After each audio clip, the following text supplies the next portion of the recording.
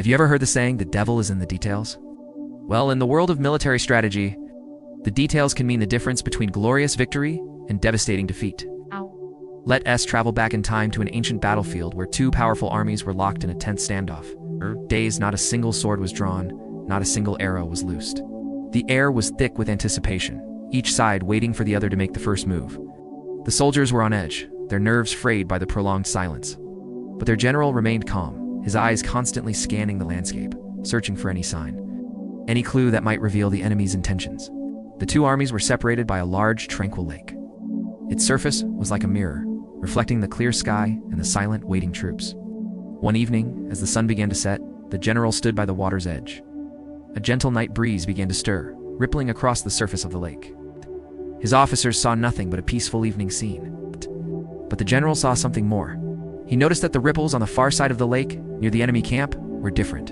They were slightly more disturbed, moving in a pattern that didn't quite match the natural flow of the wind. It was a subtle detail, almost imperceptible, something that 99 out of 100 people would have missed entirely. The general's mind raced. What could cause such a subtle disturbance? It wasn't the wind alone. He stared intently, his experience and intuition kicking into high gear. Then, it hit him. The enemy was moving under the cover of darkness. They were likely crossing the shallower parts of the lake, their movements stirring the water and creating those unusual ripples. They were planning a surprise night attack. He realized they were probably using reeds and other aquatic plants as camouflage, hoping to sneak across undetected. This was their big gamble, a decisive move to break the stalemate.